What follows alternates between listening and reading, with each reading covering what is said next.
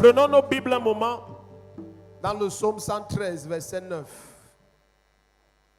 Psaume 113, verset 9. Psalm 113, verse 9.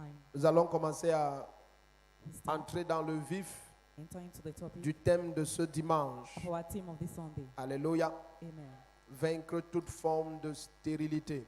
Watch all type of barrenness, Vaincre toute forme d'infructuosité. every type of infection. Psaume 113, verset 9. Psalms 113, verse 9. Alléluia. Amen.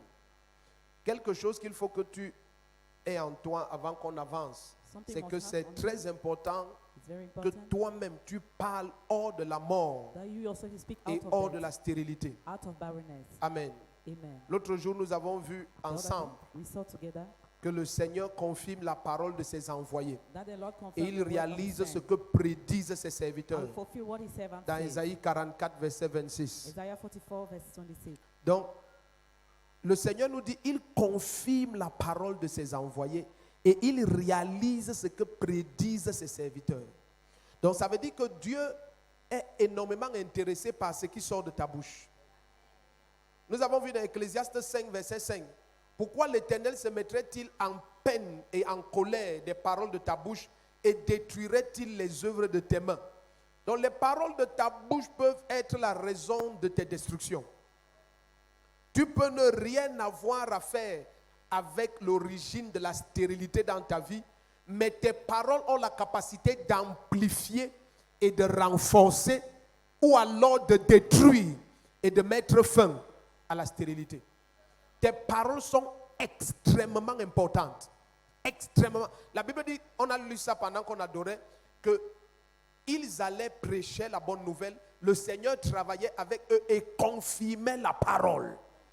Tu vois, quand ta parole est la parole de Dieu, Dieu est engagé à confirmer sa parole. Marc 16, verset 19 et 20. Donc, c'est très important qu'il y ait en toi une ferme détermination à parler la vie, à parler l'abondance. Quelle que soit la condition dans laquelle tu te trouves, détermine-toi à parler la vie et à parler l'abondance. Cesse d'avoir des langages de mort. À part mon ventre-ci qui est pourri. Imagine quelqu'un, oui, les gens parlent comme ça. À part mon ventre-ci qui est pourri. Tu sais comme je suis là, qui va épouser une vieille voiture comme moi? Amen. Est-ce qu'on se comprend ici? Ça, ce n'est qu'une infime portion du genre de langage noir que des gens tiennent contre eux-mêmes. Est-ce qu'on est ensemble? Or, qu'est-ce qui est dit dans Apocalypse 12, verset 11? Apocalypse 12, verset 11 dit, et ils l'ont vaincu à cause du sang de l'agneau et par la parole de leur témoignage. Donc, si tu triomphes de l'ancien dragon à cause du sang de Jésus et la parole de ton témoignage, imagine ses enfants et ses serviteurs. Tu utilises la même âme, tu les massacres aisément. Donc, la victoire se trouve dans la parole de ton témoignage. Le sang de Jésus est déjà disponible. Mais quelle est la parole de ton témoignage? Quelle est la parole de ton témoignage? Ne dis plus des choses du genre, vraiment rien de bon ne peut sortir de ma vie. À mon âge-ci, je n'attends plus rien. Tu n'attends plus rien et ton souffle de vie continue. Si tu es sur cette terre, c'est le signe que Dieu a affaire avec toi. C'est le signe que Dieu a affaire avec toi. Donc, amen, et aller chercher les problèmes quelque part. Je dis, si tu es sur cette terre, c'est le signe que Dieu a affaire avec toi. Donc, ne laisse personne te convaincre que ton cas est fini. Tu as vu cet enfant, n'allons pas chercher nos témoignages l'année prochaine. Tu as vu cet enfant-ci, Adrien. Médicalement, son cas était clos. Est-ce qu'on est ensemble? Avant d'avoir commencé sa vie était finie. Le cerveau tremble en permanence. Les baves sortent, il ne parle plus, il ne marche plus. C'est terminé. C'est comme ça que l'histoire commence toujours. Et tu le vois 20 ans plus tard. On te dit qu'il a eu un accident quand il avait 8 ans. C'est fini. Et son histoire allait finir comme ça. Mais ton histoire n'est pas finie quand tu impliques Jésus. Jésus a dit l'autre jour, je suis la résurrection et la vie. Hein? Ça fait 9 ans qu'elle est sans nouvelles de son mari. Et l'église va écouter ce qu'elle n'a jamais écouté. Tu vois, C'est pour ça que j'apprécie de tout mon être quand les gens insultent les prophéties et les combattent. Parce que chaque fois ça s'accomplit et leur honte est totale. C'est toujours comme ça. Chaque fois ça s'accomplit et leur honte est totale. Amen. Parce que ça ne vient pas d'un homme. Amen. Ça ne peut pas échouer. Ne rêve même pas que ça échoue. Si tu rêves que ça échoue, lève-toi et dis au rêve que tu as une partie 2 là où ça réussit. Amen. Yes, et fais la partie 2 du rêve. Parce que ce qui vient de Dieu n'échoue jamais. Le Seigneur veille sur sa parole afin de l'accomplir. Ce n'est pas un homme qui veille sur sa parole. Le Seigneur lui-même veille sur sa parole. Qu'est-ce qui a donné la foi à Abraham? Personne n'a jamais été stérile comme Abraham. Le sein de Sarah était atteint par la mort. Et Abraham, on ne parlait même plus d'enfant pour lui. Mais Abraham, la Bible dit dans Romains 4 à partir du verset 19 à 20, Abraham crut, il crut face à toutes sortes de tribulations. Il ne douta point par incrédulité. Mais face à la promesse de Dieu, il rendit grâce. Ayant l'assurance, étant pleinement convaincu que celui qui a fait la promesse a la puissance de l'accomplir. Donc, Dieu a la puissance pour accomplir sa parole. Amen. Suivez bien. Dieu a la puissance pour accomplir sa parole. Donc, quoi que ce soit qu'il te dise, l'autre jour dans Ephésiens 1, à partir du verset 14, il nous a donné son esprit comme gage de ses promesses. Amen. Donc, nous avons le gage de ses promesses. Amen. Il n'y a aucun moyen que ces promesses échouent. C'est une parole digne de confiance absolue. Il dit, nous n'avons pas cru en des chimères et des fables fabriquées par des hommes. Mais nous étions sur la sainte montagne. Lorsque nous avons écouté cette voix, celui-ci est mon fils bien-aimé en qui je place toute ma joie. Et il dit, vous faites bien de tenir ferme à cette promesse, comme une lampe qui brille dans un lieu obscur, jusqu'à ce que l'étoile du matin se lève et que sa gloire brille dans vos cœurs. 2 Pierre 1, verset 16 jusqu'à 20. Est-ce que tu es dans cette salle? Donc c'est extrêmement important pour toi de savoir que ton langage doit être la parole. Amen. Au milieu de la stérilité la plus totale, ton langage. Regarde Ésaïe 54, à partir du verset 1. Il dit, pleure stérile, lamente-toi, toi qui n'as jamais eu les enfants. Pleure jusqu'à tes voisins viennent pleurer avec toi. C'est comme ça que Dieu parle. Il dit triomphe, stérile. Et il précise que c'est à une stérile qu'il parle. Et il dit que maman, dans la stérilité, triomphe. Ésaïe 54, partir du verset 1. Ton ministère peut être stérile. Tes affaires peuvent être stériles. Je t'ai dit que Dieu peut essuyer tes larmes à moins de 6 mois. Tu as vu le jeune homme? Tu as vu le jeune homme? Comme tu veux tout savoir, ce que je lui ai dit à l'oreille, c'est que son dossier du mariage, c'est dans mes mains. C'est ça que je lui ai dit. Donc, tu as vu le jeune homme? En moins de 6 mois, locataire, sans argent pour payer même une parcelle de terrain. Mais en 2 marchés, il est propriétaire de sa maison. Et quelle maison? C'est qu'il y a maison et maison. Amen. Il y a maison et il y a maison. Amen. Il y a maison et il y a nde. Il y a les gens qui habitent dans les maisons, les autres habitent dans les nde. Le tout, c'est que ça a 4 murs, que ce soit incliné n'importe comment. Donc, il y a maison et il y a nde. Lui, il habite dans une maison, pas dans un nde. Est-ce que tu comprends ça? En moins de 6 mois. Ça veut dire que Dieu est capable d'accomplir sa parole. Le premier qui tente de dire Amen avant le 31 décembre, ton histoire. Donc, tu vois, tu peux être stérile dans tes affaires. Tu peux être stérile dans tes affaires. Oui, tu peux être stérile.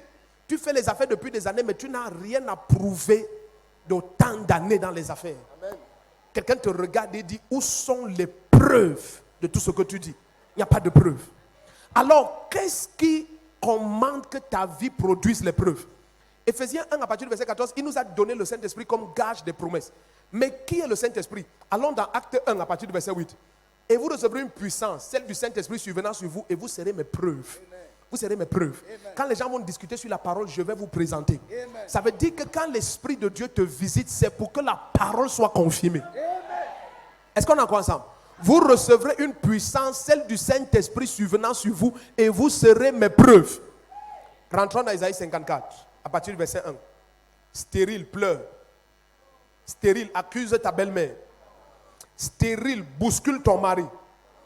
L'autre jour, le mari a dit à Anne, Il a dit, suis-je l'Éternel qui t'a rendu stérile? Pourquoi tu cries après moi? Va crier au temple. Ce n'est pas moi qui donne les enfants. Est-ce qu'on est encore ensemble ici? Hello? 1 Samuel 1 à partir du verset 1 là-bas. Mais nous sommes dans Isaïe 54. Tu as vu à partir du verset 1? Il dit pleurniche. Pleure. Cherche un prophète. Marche d'église en église. Cherche qui va verser l'huile sur ton ventre. Verse l'huile sur ton ventre stérile.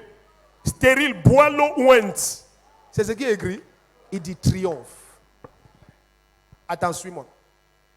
Tout ce qui contrôle ta joie contrôle ton destin. Ce qui a la capacité de t'empêcher d'être joyeux a la capacité de bloquer ton destin. Donc si tu ne peux pas triompher à cause de la parole, Dieu ne dit pas de triompher parce que tu as accouché. Il dit, comme je te donne cette parole, maintenant lève-toi et triomphe. Suis-moi. Étudions le cas de Anne. Nous sommes dans Isaïe 54. Mais tu connais ici, c'est l'église de la parole. We are here for the word. Ce qui surabonde ici, c'est la parole. Est-ce qu'on est ensemble ici? Ma Bible dit dans 1 Samuel 3 que lorsque Anne est entrée au temple, le souverain sacrificateur Élie lui a donné une parole. Amen. Qui est le souverain sacrificateur Élie? C'est un ancien souverain sacrificateur rejeté par Dieu aveugle. Donc c'est la dernière personne que quand il te donne une prophétie, tu dois croire. Mais Anne était une assoiffée de la parole. Même si un enfant en route lui donne la parole de Dieu, elle allait croire. Sa foi était à ce niveau-là. Quand ta foi est vorace et tenace, elle devient productive. Ta manière de dire amen, j'allais chercher mes problèmes. Le problème de beaucoup d'entre nous, c'est que leur foi elle n'est pas réelle. Ils ont les foi de Gédéon, les foi qui veulent les signes. Oh, j'ai envie de croire ce que tu me dis, mais tu peux me donner 2 signes? Non, pas 2. Jésus a dit, le seul signe que cette génération aura, c'est le signe de Jonas. Quiconque donne un autre signe, tu sais d'où tu viens. Jésus a clairement dit le seul signe. Est-ce que c'est dans ta Bible? Vraiment, l'homme de Dieu m'a donné un signe pour me convaincre. Je n'ai pas envie de parler. L'homme de Dieu là sait d'où il vient. Jésus a dit le seul signe que cette génération aura, c'est le signe de Jonas. De même que Jonas a été 3 jours dans le sein du poisson, de même le Fils de l'homme sera 3 jours dans le sein de la terre. Donc si la résurrection de Jésus ne suffit pas pour que ta foi soit totale, il n'y a pas un autre signe. Est-ce que quelqu'un peut dire amen parce que Jésus est ressuscité? Il dit triomphe stérile, sois transporté d'allégresse, toi qui n'as pas connu les douleurs de l'enfantement. Il dit tes enfants seront plus nombreux que les enfants de la femme mariée.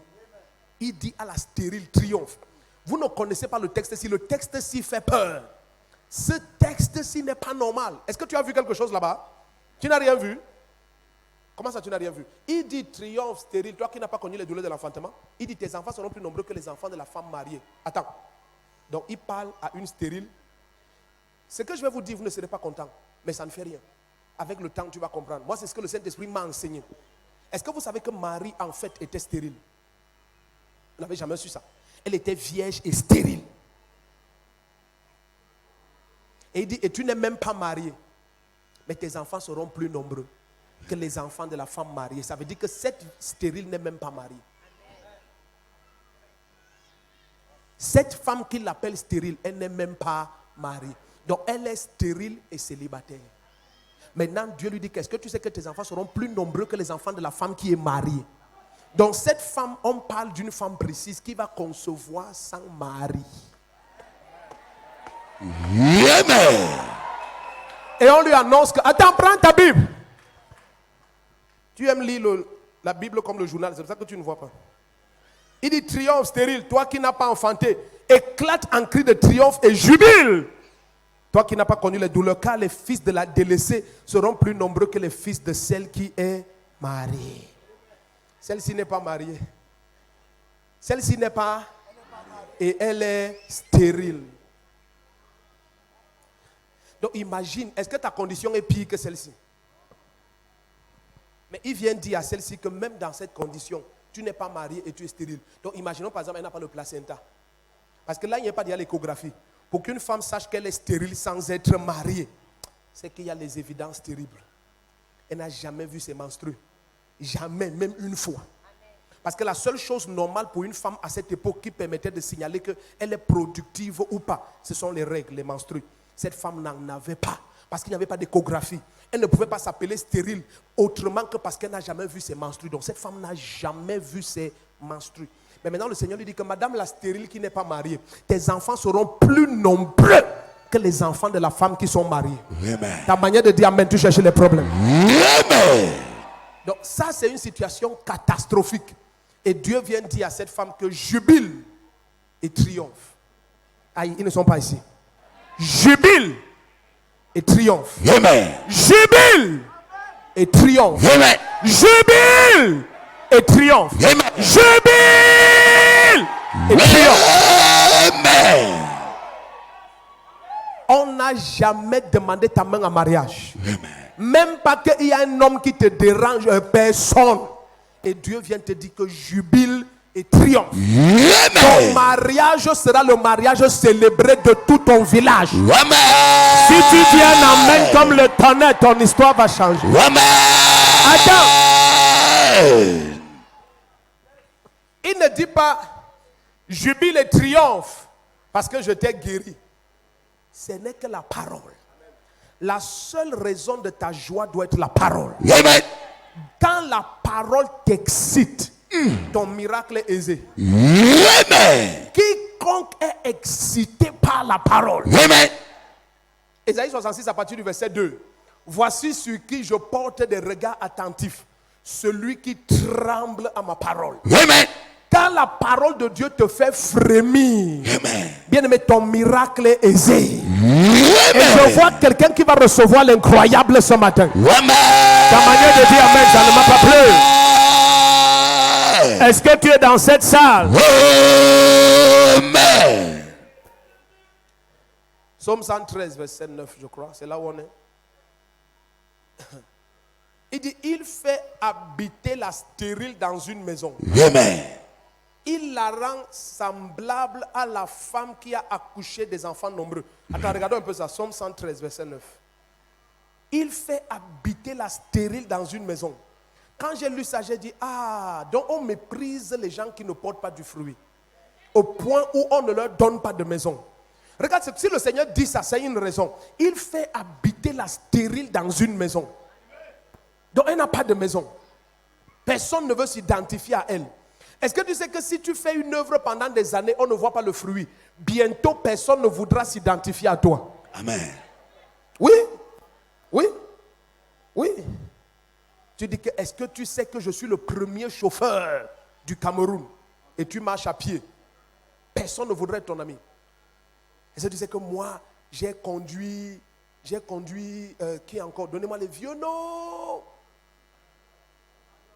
Non, ça c'est même un jeune nom. Donnez-moi les anciens noms. Charles, c'est toujours les mêmes noms, c'est les jeunes noms. Les vieux noms. Il a conduit. Ils ne connaissent pas l'histoire. Amen. Donne-moi un nom d'avant. Non, toi aussi. Il te dit que j'étais le chauffeur de King Aqua. King Aqua. Te dit qu'il a conduit King Aqua. Et Charles Atangana comme ça. Dans les années avant. Et maintenant, il est piéton. Te dit, j'ai conduit les premières voitures qui sont entrées au Cameroun. C'est moi qui conduisais ça. J'étais chauffeur pendant 67 ans. Et il est là en ville, il marche à pied. De deux choses l'une. Soit tu vas le prendre pour un fou. Soit pour un fou arrogant. Soit un fou simple. Soit un fou arrogant. Mais dans tous les cas, il est fou. 67 ans chauffeur. Conduisant 4 générations de véhicules. Et tu marches à pied. Tu vois, quand tu as fait une œuvre longtemps sans preuve, personne ne veut s'identifier à toi. Amen. Laisse-moi aller jusqu'au fond de ma pensée. Si tu es dans une famille et tout le monde a des enfants et tu n'en as pas, bientôt tu vas découvrir que les gens seront réticents à t'envoyer leurs enfants. Ne dis pas amen, ça ne fait rien. Amen. Et tu risques de réduire ta vie à peut-être Dieu m'a appelé à m'occuper des enfants des autres. C'est faux. S'il t'a donné des entrailles, c'est pour porter du fruit. Amen. Ce n'était pas pour meubler ton corps. Refuse les versets du diable. Est-ce qu'on est ensemble ici? Amen. L'enfant, ce n'est pas l'utérus. Non, l'enfant, ce n'est pas l'utérus. L'enfant, ce n'est pas l'utérus. Amen. L'autre jour, on a un témoignage là. Je peux raconter ça, maman Chouela. Cette femme, son mari a dit, allons, tu accouches à l'étranger. Parce que je crois qu'ils ont cherché l'enfant pendant des dizaines d'années, 21 ans, je crois. Et finalement, elle était enceinte. Ils sont allés à l'étranger. Arrivé à l'étranger, le mari dit que comme elle est âgée, elle ne peut pas enfanter. Ils vont revenir, ces gens. Elle ne peut pas enfanter facilement. Elle n'a pas les forces pour pousser. Faites la césarienne. On a fait la césarienne. Quand elle se réveille, le médecin était autour de son lit. Tous la regardaient. Elle leur demande, dans son témoignage, est-ce que ça va? On dit, ça va très bien. L'enfant va bien, ton bébé va bien, tout va très bien. Mais tous la regardaient. Et elle essaie de parler avec moi, tous la regardaient. Pourquoi vous me regardez alors? Personne ne parvenait à parler. C'est le professeur en médecine, le chef du département là-bas, en machin des femmes, la gynécologie et tout ça, qui est entré et qui lui dit que madame, nous voulons comprendre votre cas. Elle dit, qu'est-ce que ça veut dire? Elle dit, vous n'avez ni ovaire ni trompe. Et elle avait fait les jumeaux. Non, attends. Non, j'ai seulement dit ça d'avance. Quelque chose que tu vas voir avec les gens là eux-mêmes. Et tout le corps médical là. Parce qu'ils veulent savoir, ça c'est quelle pratique africaine? Vous n'avez ni ovaire ni... Donc, hey! Ces enfants sortent d'où? Et voilà pourquoi Dieu voulait qu'on fasse la césarienne. Parce que si elle accouchait normalement, on ne saurait jamais tout ça. Donc quand on a ouvert pour...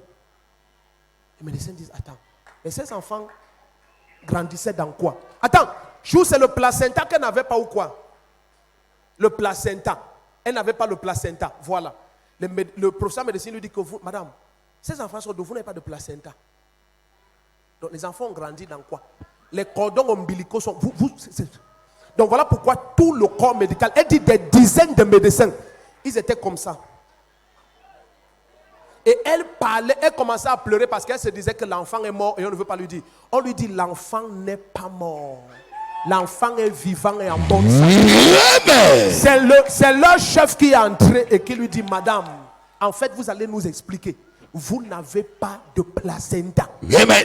Donc comment les jumeaux s'y étaient dans ces enfants? Le premier qui dit un amen comme le tonnerre, ça vit pas.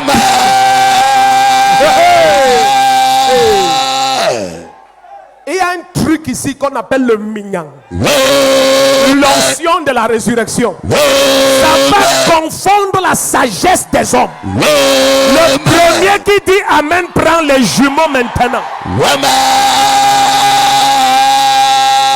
Assieds-toi. Sit down. Amen. Psaume 113, verset 9. Donc la stérilité, c'est un handicap. Ça doit être traité avec une forte violence. Amen. Ça t'empêche d'avoir une maison. Est-ce que tu sais qu'une maison, c'est un individu et sa descendance? Amen. J'ai donné à Abraham une maison. Je donnerai à David une maison. Amen. Voici à Jacob, j'ai donné une maison. Amen. Une maison, c'est un individu et sa descendance. Amen. Donc, quand il y a stérilité, c'est que tu n'as pas de maison. Amen. Oh, le Seigneur dit, je m'en vais vous préparer une place. Et il y a plusieurs maisons dans la maison de mon Père. Donc, un né de Dieu a droit à sa maison. Amen. Le premier qui se lève et dit un amen comme le tonnerre reçoit une maison. Amen. Tu ne peux pas être en Christ et tu manques de maison. Amen. Que le diable soit puni à jamais.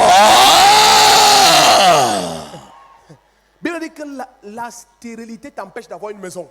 Somme 113, verset 9. On lit ça ensemble. On lit aussi. Amen. Ça t'empêche d'avoir une maison. Tu vois un homme 56 ans, quel que soit l'argent que tu as, si tu n'as pas de descendance, tu n'as pas de maison. Même si tu as construit les immeubles, tu n'as pas de maison. Parce que la maison, ce n'est pas les papas, ce sont les enfants. Ceux qui forment la maison. Amen. Et nous, comme des pierres vivantes, nous formons la maison du Seigneur. Amen. La maison, c'est ta progéniture. Amen. Le premier qui va se lever dit amen va prendre sa maison. Tu vas prendre ta maison. Maintenant, suis-moi. Exode 25, l'autre jour, à partir du verset 1, tiens-toi sur la montagne et regarde vers le ciel. tu reproduiras d'après le modèle de ce que tu as vu sur la montagne.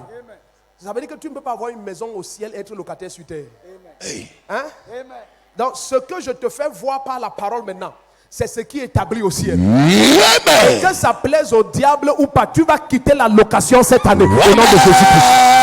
Le premier a dit un amen comme le tonnerre, son histoire va changer.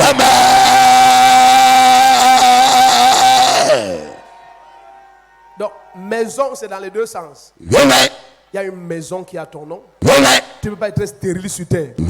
S'il y a donc une maison pour toi au ciel, tu ne peux pas être locataire sur terre. Donc, dans quelque sens que ce soit, cette année, tu entres chez toi. Oui, tu entres chez toi. Si ton amen résonne comme le tonnerre, c'est établi. Regarde le psaume 127. Il nous présente les enfants comme une récompense de la part du Seigneur. Psaume 127, verset 3. Voici que les fils sont un héritage de l'Éternel. Le fruit des entrailles est une récompense. Amen. Le fruit des entrailles est une récompense. Amen. Et Dieu veut que tu aies foi en la récompense. Dieu veut que tu aies foi en la récompense. Amen. Hébreux 11, verset 6. Celui qui s'approche de Dieu doit croire qu'il existe et qu'il récompense ceux qui le cherchent. Amen. Donc Dieu veut que tu aies foi en la récompense. Amen. Celui qui s'approche de Dieu doit croire qu'il existe et qu'il récompense. Et le fruit des entrailles est une de ces récompenses. Amen. Le fruit des entrailles est l'une de ces récompenses. Amen. Bien-aimé, pourquoi nous insistons sur cette stérilité procréative? Parce qu'elle est le summum de l'expression de la stérilité. Amen. C'est le summum. C'est le summum. Est-ce que tu sais que si tu as 8, 12, 15, 16 enfants, Dieu te fait grâce avec une femme, tu as même 22 comme ça. Amen. Et tes affaires ne marchent pas. Amen. Est-ce que tu sais que tu peux transférer toutes tes grâces à ta descendance? Amen. Toutes les grâces que le diable a combattues, et toi tu passes ta vie à affronter ce diable-là jusqu'à ce que tu triomphes de lui et tu libères la route pour tes enfants. Amen. Et maintenant, dans ton vieil âge à 65 ans, tu roules dans les voitures que Satan t'a empêché de rouler quand tu avais 30 ans. Amen. Parce qu'en atteignant 60 ans, tu as compris que le Seigneur dit satisfais-moi. David dit au Seigneur que satisfais-moi tôt quand je suis jeune. Ne me donne pas l'abondance dans les vieux jours. Parce que l'abondance dans les vieux jours, c'est inutilisable. Et il y a une manière, quelqu'un t'offre le tendon quand tu n'as plus les dents. Ça devient une insulte. C'est un cadeau, mais ce n'est pas approprié. Ce n'est pas au bon temps. Donc tu vois, il ne faut pas seulement porter du fruit, il faut porter chaque fruit en sa saison. Amen. Après ce culte, tu prends les jumeaux que tu veux ou pas. Oh. J'allais dire un amen comme le tonnerre si j'étais à ta place. Suis-moi. L'instrument de la joie est capital. Amen. Dans toute fructuosité, la joie est capitale. Amen. Jérémie 30, verset 19. Du milieu d'eux s'élèvera la louange et la voix de ceux qui s'égaient. Alors je les multiplierai, ils ne diminueront jamais. Ils croîtront et ne seront pas amoindris. Amen. Partout où il y a la louange, il y a la multiplication. Amen. Partout où il y a la louange, il y a la multiplication. Amen. L'autre jour, un couple stérile de plus de 30 années de mariage. La dernière fois, celle qui a battu le record ici, c'était 29 ans de stérilité. C'est 29 ans. Amen. Personne n'a dépassé ces 29 ans-là. 29 ans de stérilité, 29 ans sans enfant, 29 ans de mariage. Et j'ai apprécié, et elle et son mari. Et après la prière, ce sont les larmes qui sortaient de ses voix. Les larmes. Et son mari a dit que je ne croyais pas à ces histoires-là. Mais quand ma femme l'a appelé aux toilettes, que viens voir toi-même ce qui sort de moi. Les larmes, les larmes, les larmes. Les larmes entières, les larmes. Elle a porté à l'église avec son mari. Après 29 ans de mariage, elle a conçu. Attends, suis-moi un peu, suis-moi. Même si ce sont les lames ou les haches qu'on a mis dans ton ventre, j'enlève ça ce matin. Oh, attends, ce couple a choisi la louange. Du milieu de ses lèvres, ça rejoint Isaïe 54, verset 1. Il te faut être rempli d'allégresse.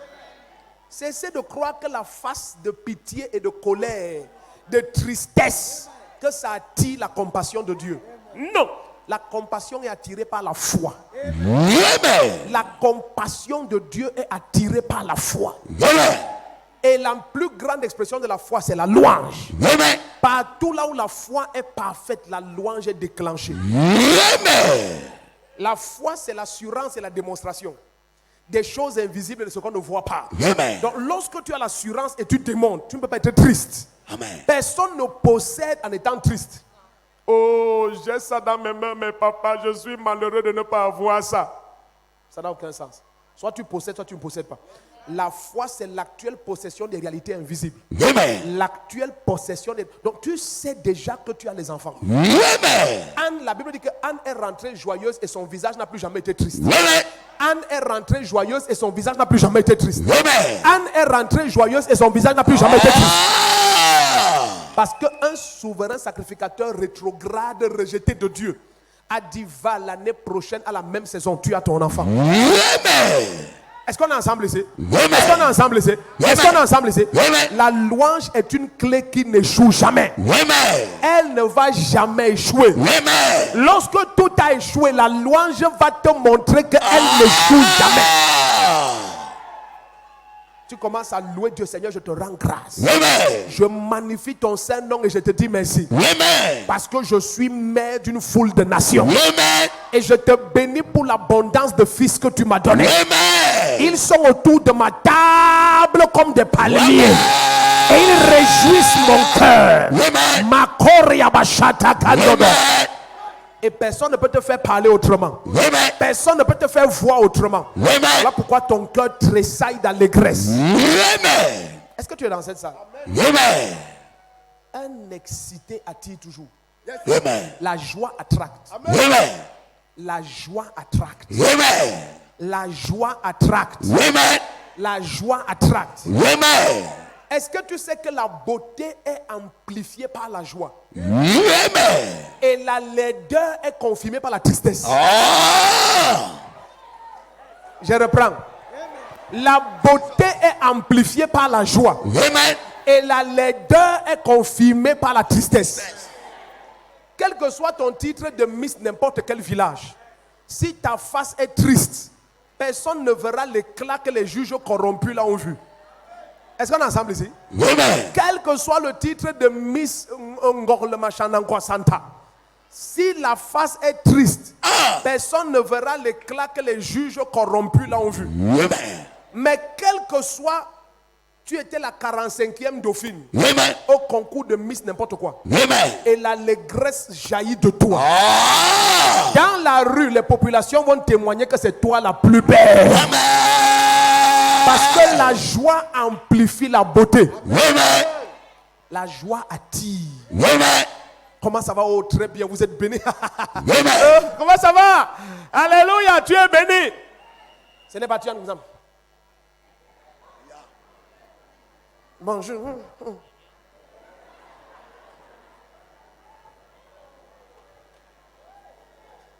La maman célibataire de 50 ans, remplie d'allégresse, ressemble à une jeune fille de 22 ans. La jeune fille de 22 ans qui a la face, elle est plus vieille que la maman de 60 ans. Amen. Personne ne la voit. Personne ne la voit à cause de sa tristesse. La tristesse est un masque spirituel. Amen. Ésaïe 25 à partir du verset 6. Sur cette montagne, l'Éternel détruit le voile qui voile toutes les nations. L'Éternel détruit la mort à jamais. Une des expressions de la mort, on va lire ça maintenant dans Ésaïe. Une des expressions de la mort, c'est la tristesse. Amen. La joie est la marque des victorieux. Est-ce que vous savez ça? Toute réelle victoire commence par l'allégresse dans le cœur. J'étais rempli de joie quand on me disait allons à la maison du Seigneur. Voilà pourquoi je revenais toujours avec de l'allégresse et des miracles. Parce que je partais avec joie. Il y a des gens pour venir à l'église. Tu dois le flatter, le forcer, le traîner au sol. Il arrive ici, là, ses chaussures sont grattées parce qu'on le traînait au sol. Mais quand tu viens avec allégresse, comme transporté sur les ailes de l'aigle, À peine tu t'assois, tu reçois un miracle. À peine tu Amen. t'assois, tu reçois un miracle. Amen. Le premier qui dit un amen comme le tonnerre, un miracle tient dans sa- Est-ce que tu es dans cette salle? Amen.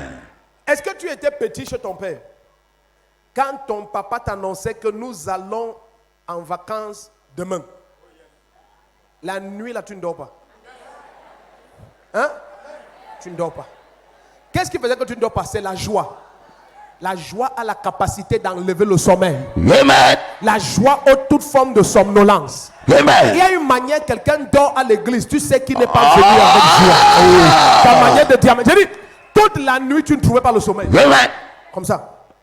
Tu regardes. Et la montre, la nuit, là, ne bougeait jamais.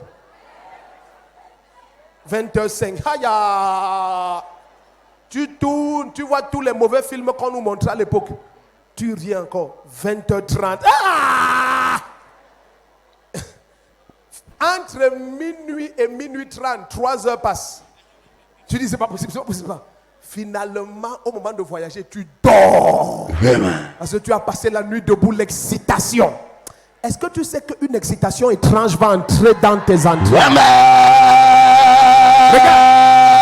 Amen. Ma Bible dit, dans Luc 12, que Jésus fut saisi d'allégresse par le Saint-Esprit. Amen. Quand Jésus entrait à Béthanie, il allait à Jérusalem, l'Esprit s'est emparé des gens et ils étaient saisis d'allégresse. Amen. Et ils mettaient les vêtements au sol. Amen.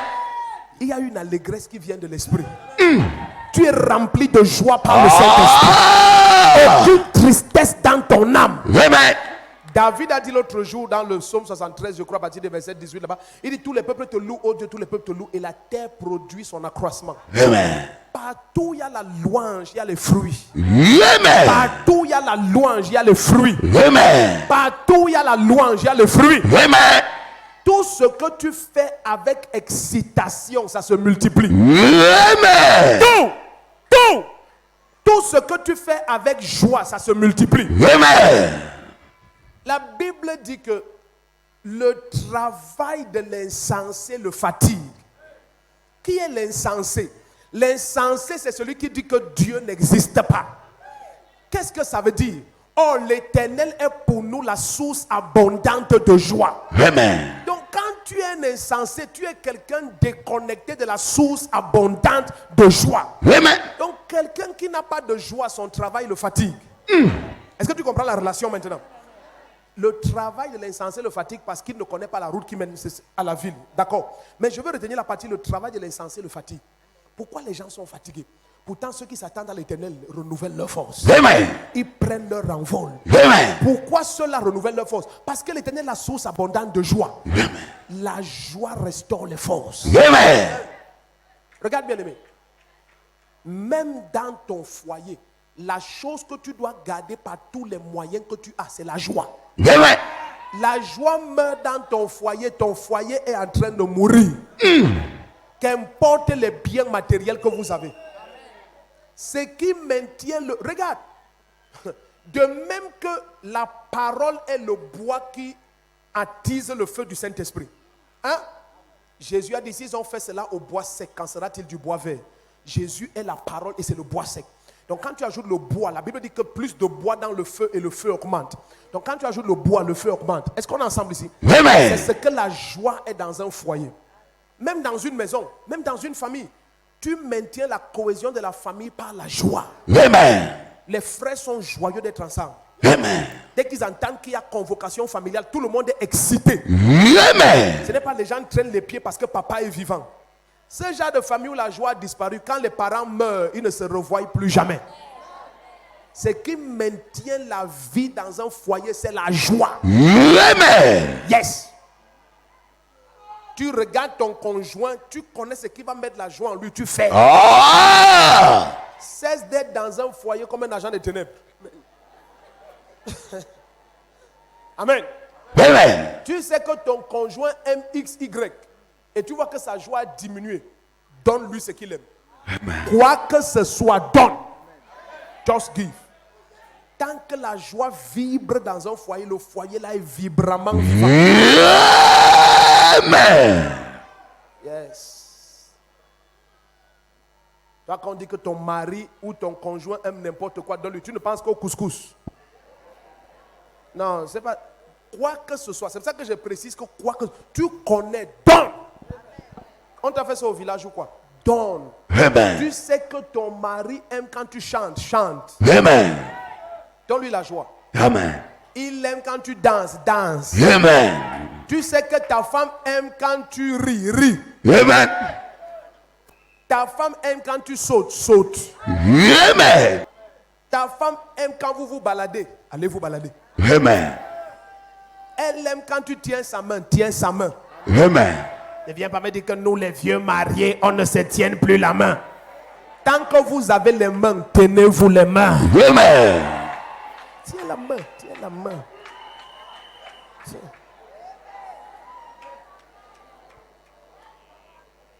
Un vieux marié a dit un jour, un pasteur, il a dit un jour à sa femme pendant un séminaire sur le foyer, il a dit que la seule chose que j'ai détestée toute ma vie, c'était de t'accompagner au supermarché. Et sa femme lui dit que mais tu m'accompagnais tous les jours. Il dit je t'accompagne parce que toi tu aimes ça. Mais moi je déteste ça avec passion. Donc tu vois, il a compris que ce qui donne la joie à sa femme et il a fait ça avec joie. Amen. Tout en n'aimant pas. C'est ça la sagesse. Tu n'aimes pas mais tu fais. Amen. Ça donne la joie à l'autre. Amen. Et ça maintient la flamme. Amen. Si tu ne dis pas amen, on va t'arrêter. Hein, on va t'arrêter. Amen. C'est très simple. C'est très simple. Ton mari aime quand tu danses. Danse. Amen. Il rentre comme ça, tu dis à ça, toi j'ai envie de danser pour toi. Amen. Ça va le plaire. Dis amen. Amen. Amen. Si ton voisin ne dit pas amen, dis-lui c'est de toi qu'on parle. Ce que ta femme aime, donne-lui. Il y a les femmes qui aiment le pain. Donne-lui. Tu veux la rendre joyeuse en rentrant, achète le pain, tu apportes. Yes. Apporte. Et ça t'énerve parce que tu voulais envoyer l'argent à ta mère. Entre sauver ton mariage et envoyer le pain à ta mère, sauve ton mariage d'abord. Ta manière de dire amen, ça ne m'a pas plus. Sauve ton mariage d'abord. Donc, achète le pain, tu apportes. Et tu lui donnes. Si c'est le tergal, enlève l'étiquette.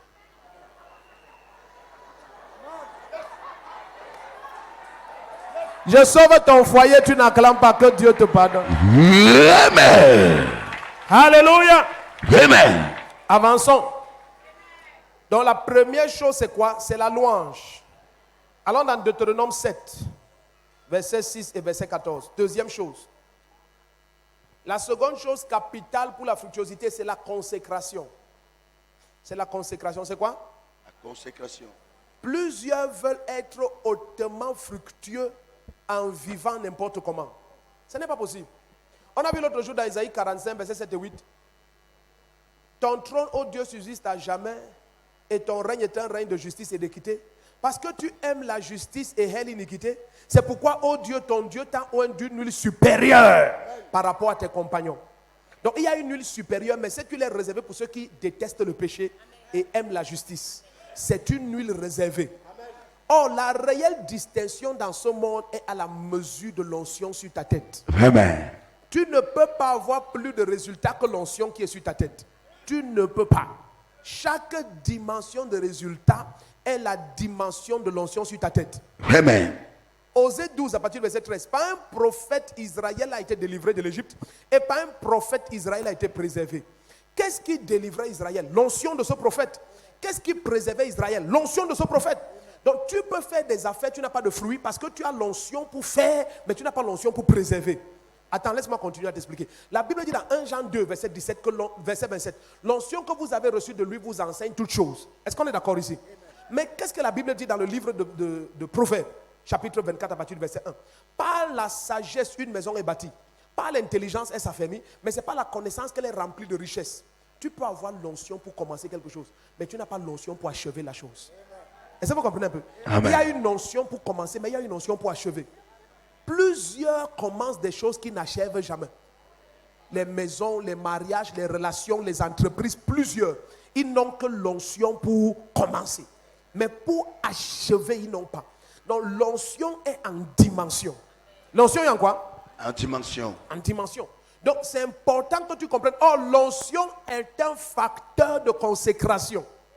Seigneur, je suis à toi. voici mon corps, c'est pour toi.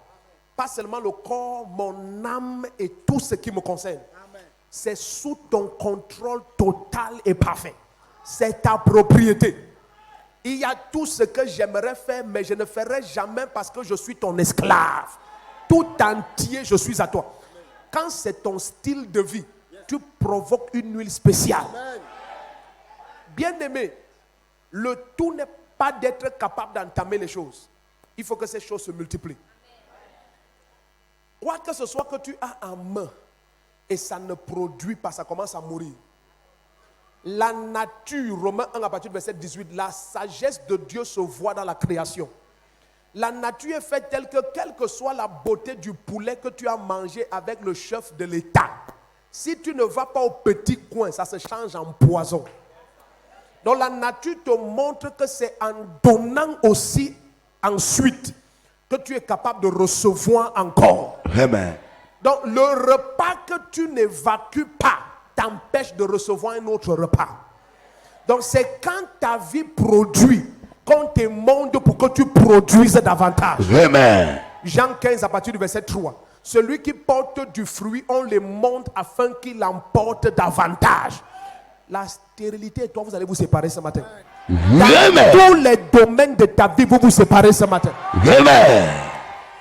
Il te faut cette parole. You need it. C'est que nous partageons là. Il te faut ça. Une des plus graves catastrophes de l'église aujourd'hui, c'est le nombre de chrétiens infructueux dans leur vie. Ils sont très nombreux. Le monde te regarde et attend voir la gloire de Dieu pour se soumettre à sa seigneurie. Mais certains depuis des années te regardent et ne voient pas de fructuosité. Ils ne voient pas. Tu racontes toujours des choses qu'on ne comprend pas. Tu expliques l'inexplicable. Prends la parole et brise ce joug. Le prophète Jérémie a dit que ta parole n'est-elle pas comme le marteau qui éclate le roc? Amen. Donc, quel que soit le joug sur toi, la parole éclate ça ce matin. Amen. Je vois la parole éclater ça ce matin. Au nom de Jésus. Suis-moi. Ne sois pas un enfant. Écoute la vérité et achète-la. La Bible dit que recevez la vérité, ne la vendez pas. Vous comprenez? En anglais, on dit listen to the truth and buy it, sell it not. Donc, achète la vérité. Qu'est-ce que Proverbe 8 dit? Avec tous tes acquis, acquiert la connaissance. Il te faut la parole. Et tu es transporté dans les graisses et on te parle de ta situation, tu regardes ça comme un étranger. Oui, Asia, madame, tu es mariée depuis 12 ans, tu n'as pas d'enfant. Tu dis non, ça ne me concerne pas. Je suis la mère d'une foule de nations. Au milieu d'Israël, il n'y aura ni femme ni homme stérile. Amen. Même dans le bétail, il n'y aura pas d'animaux stériles. Amen. Donc quand l'animal est ton animal, il est condamné à porter du fruit. Amen. Il doit mettre bas. Amen. Même si la personne qui te vend ça te dit que c'est un coq stérile, tu souris. Tu dis dès que ça devient ma propriété, ça va mettre bas. Amen. Ça va mettre bas. Amen. Ça va mettre bas. Amen. Ça va mettre bas. Amen. Quelqu'un te dit ma patente si ne me sert à rien. Tu dis ça ne te sert à rien, donne-moi. Moi ça va porter du fruit en abondance. À partir de ce matin, tu vas porter du fruit dans tous les domaines. Amen. Regarde. La deuxième clé, c'est la consécration. Et si tu observes et pratiques toutes ces lois, ordonnances et commandements que je te donne pour servir l'Éternel, tu es là-bas. Deutéronome, c'est ça? 7, versets 6 et 14. Deutéronome 7, versets 6 et 14. Alléluia. C'est très important que l'Église voie ça. Parce que c'est la parole de Dieu qui te rend fructueux. Ce n'est pas une gymnastique quelconque. C'est la parole de Dieu. C'est la parole de Dieu. Alléluia. Deutéronome 7, regarde ça. Verset 6, il dit: car tu es un peuple saint pour l'Éternel ton Dieu. L'Éternel ton Dieu t'a choisi pour que tu fusses un peuple qui lui appartient entre tous les peuples qui sont sur la surface de la terre. C'est toi qui l'as choisi. Maintenant, regarde le verset 14. Il te choisit pour que tu sois saint. Verset 14. Tu seras béni plus que tous les peuples. Il n'y aura chez toi ni homme ni femme stérile, ni bête stérile parmi les troupeaux. La condition c'est quoi? Que tu sois un peuple saint qui lui appartienne. Que tu sois un peuple comment? Saint qui lui appartienne. Attends, suis-moi, je vais te raconter une histoire. L'autre jour, un monsieur qu'on appelle Abraham, il est entré chez Ahimelech, le roi de Guérar. Il est entré avec sa femme. Et ma Bible dit que Dieu est venu vers le roi de Guérar et lui a dit, Abimelech, tu as fait un scandale. Comment tu as pris la femme de cet homme? Et le monsieur dit que non, Seigneur. Il m'a dit que c'est sa soeur. Je ne l'ai pas prise avec une mauvaise intention. D'abord, je ne l'ai pas touchée. Le Seigneur lui dit que c'est parce que tu ne l'as pas touchée que ton cœur était pur. C'est pour ça que je suis venu vers toi, afin que cette faute ne te détruise. Le matin, le roi demande à Abraham, qu'est-ce que nous avons fait pour que tu fasses une chose terrible pareille? Est-ce qu'on est ensemble? Et maintenant, le Seigneur dit à cet homme, va voir Abraham. Il faut qu'il prie pour toi parce qu'il est prophète. Vous suivez ça? C'est Dieu qui introduit Abraham comme un prophète. Il faut qu'il prie pour toi parce qu'il est prophète. La Bible dit que, et quand Abraham pria, l'Éternel guérit la maison du roi et ses femmes pures enfantées. Soyez ensemble. Ça veut dire que la faute de tes parents est capable de fermer tes entrailles. Et toutes les échographies ne voient rien. On te dit que ton ventre est normal. Ton ventre est comment? Authentiquement normal. Amen. Ton ventre est normal. Mais tu es incapable de procréer. Allons un peu dans Genèse. Essayons d'aller vite. Donc ça, c'est quand les gens vivent loin de la consécration. Ils vont partout chez les marabouts, ils entrent n'importe où, ils font des choses. Ils ne savent pas que l'ennemi pourchasse premièrement la fructuosité. Si on avait le temps de lire dans Malachie 3, la quête de Satan. Pardon, suivez-moi. Et ceux qui vont faire les 15 jours vont comprendre cette révélation. La quête de Satan, c'est de faire naître l'antichrist. Et vous allez comprendre pendant ces 15 jours, je vais vous partager cette révélation-là. C'est dans la parole. Vous allez comprendre que ce qu'on appelle aujourd'hui les myomes, c'est le diable qui essaye de former une masse qui sera un être dans le ventre des femmes. Attends. Et quand le Seigneur m'a dit ça, j'ai approché plein de gynécologues. Ils m'ont dit, mon prophète, jusqu'à présent, on ne sait pas l'origine des myomes. On ne connaît pas ça vient d'où, qu'est-ce qui forme ça, son origine c'est quoi. Mais tu vas voir dans la parole, c'est Lucifer en personne. Le diable est en quête d'un ventre qui va permettre à sa progéniture de se manifester. Donc quand les gens vivent n'importe comment, ils ne savent pas, quand tu vas chez les marabouts et aux portes de l'enfer, la première chose que Satan veut attaquer, c'est ta progéniture. Ce sont tes entrailles. C'est pour ça que la majorité de ces familles qui aiment l'occultisme, regardent leurs enfants. Ils accouchent des enfants idiots, épileptiques. D'autres sont stériles, incapables de se marier, ne font les enfants que dans la débauche. Parce que hors des liens sacrés du mariage, cette bête va venir. Cette bête va venir. Je dis, c'est la bête. La Bible l'appelle la bête. Il va venir. Mais il va naître d'une femme. Qu'on accouche à l'hôpital, l'enfant sort. Est-ce qu'on a ça? Amen. Donc, l'erreur de ceux qui t'ont précédé a la capacité de fermer tes entrailles. La Bible dit que toutes les filles et les femmes du palais étaient devenues stériles. Toutes.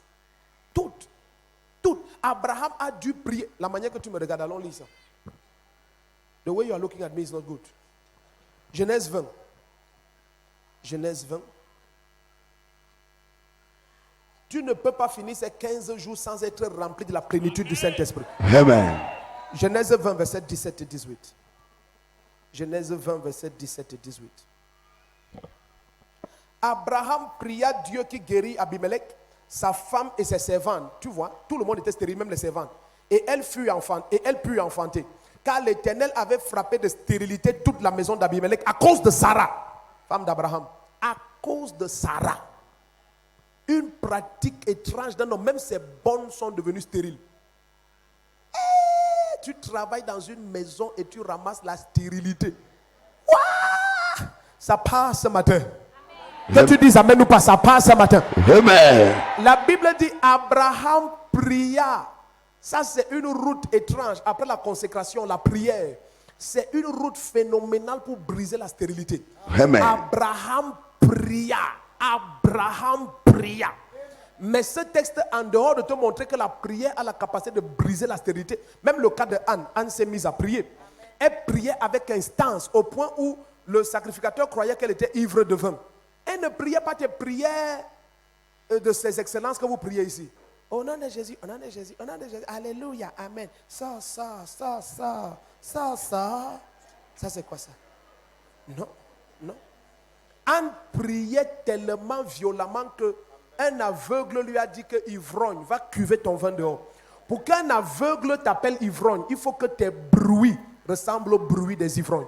Parce qu'il ne voyait pas. Donc Élie a dit à Anne, ivrogne, tu n'as pas honte? Dans le temple de Dieu, tu es ivre? Anne dit non, je suis en train de prier. Mais c'est la gravité de ma peine qui m'a fait répandre mon cœur comme ça. Amen. Donc c'est la prière persévérante, insistante, énergétique. Jacques 5, verset 16.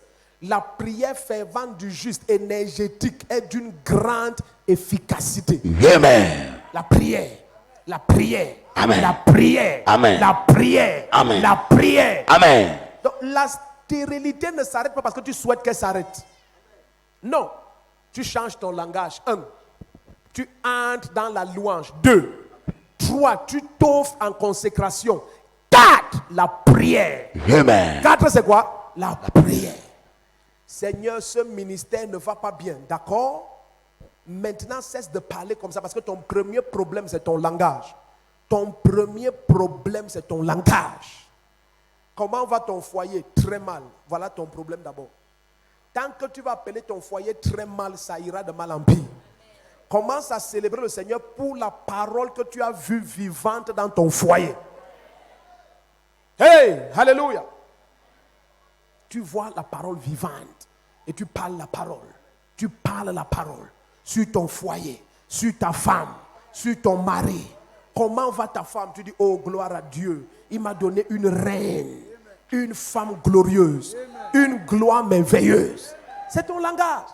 Le langage a la capacité de contrôler tes émotions et ton intellect. Amen. Tu peux parler ce que tu ne crois pas de tout ton être au point où tu crois ça plus que celui qui t'a dit. C'est ça la force de la langue. La langue conduit le cours de la vie. Donc choisis de parler la parole sur tout ce qui te concerne. Comment va ta santé plus solide que le fer? Quelqu'un dit waouh, tu dis yes. Comment tu te sens? Je me renouvelle chaque jour. Amen. Makayaba. Il dit, et ton dos de l'autre jour, c'est fini à l'instant où la parole est venue. Legoriabashande, Zikokoyamanta, la broussikapa. Amen. Comment vont tes articulations? Comme les articulations d'un bébé. Relozinotamanta. Amen. Igoria anazokepeya. Amen. Et ta bouche ne dépose jamais contre toi. Tu es connecté à la parole. Amen. Tu vis dedans. Amen. Et c'est quelqu'un qui a choisi d'accepter la parole qui est capable de marcher dans une prière consistante. Amen. L'autre jour, il dit dans le livre de Osée 14, je crois, il dit, prenez avec vous des paroles et revenez à l'Éternel. Donc, et Jésus dit, quand tu pries, ne dis pas de vaines paroles, dis ma parole. Amen. Donc, pour que la prière même soit effective, efficace, il te faut la parole. Viens, plaidons ensemble, parle toi-même pour te justifier. Ésaïe 43, à partir du verset 20 à 26, là-bas. Donc, Dieu veut que tu aies la parole et que tu te justifies toi-même. Et la parole. Et la parole. Est-ce qu'on est ensemble ici? Amen. Ça, c'est cette clé-là. Et c'est ça que nous allons utiliser maintenant. Amen. Tu ne parles plus autrement sur toi. Yes. Tu es rempli de louanges. Amen. Tu es absolument consacré. Amen. Est-ce que tu es dans cette salle? Amen. Et tu te donnes à la prière. Maintenant, suis-moi. Il y a une clé mystérieuse avec la stérilité qu'on appelle la présence de Dieu. L'autre jour, dans Nombre 17, ma Bible dit que Moïse a pris un bois sec et il l'a mis dans la présence de Dieu. Le lendemain, le bois sec avait des fruits et des amandes mûres. Est-ce qu'on est ensemble ici? Amen. Ça avait bourgeonné et porté des fruits. Un bois sec dans la présence de Dieu porte des fruits en une nuit. La présence de Dieu a cette capacité. Amen. Ça, c'est une clé terrible. Quand tu pries, prie pour accéder à la présence. Amen. Ne sois pas le genre de chrétien qui prie parce qu'on a dit prier.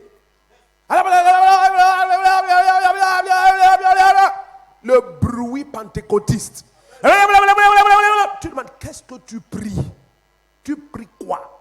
Ton âme est en quête de quoi? Tes pensées sont focalisées sur quoi? Rien. Rien. Il ne prie rien. Au nom de Jésus, nous prions. Ça. Qu'est-ce qui sort? Il ne connaît pas. Il ne connaît pas. Ça. Un temps, il dit entre. Donc tu ne sais plus qu'est-ce qui sort, qu'est-ce qui entre. Amen. Parce qu'il n'a aucune connaissance. Il n'a pas la parole. Il est vide de tout. Là, ça m'a dit, lève-toi, il se lève. Tends tes deux mains, il tend. Nous prions. Ça. On dit non, on n'est pas en train de prier, quelque chose sorte. Il n'a même pas suivi le sujet. Même quand il suit le sujet, il n'a aucun verset. Il dit, Seigneur, ta parole dit que je dois réussir, je dois réussir. D'après ta parole, je dois réussir. Oui, quelle parole? Quelle? Un démon se tient là et lui dit que, et nous avons aussi décrété que tu dois échouer. Et il dit que, ok, mais je te dis que je dois réussir, je dois réussir, je dois réussir. Où est la parole? Jésus a dit, il est écrit. Il faut que tu sois capable de citer ce qui est écrit. Amen. Parce qu'il veille sur sa parole. Amen. Il veut exécuter sa parole. Amen. Est-ce que tu es prêt pour quelque chose? Amen. Tiens-toi sur tes pieds en disant un amen terrible comme le tonnerre. Amen. Alléluia. Amen. Enlevez le pupitre.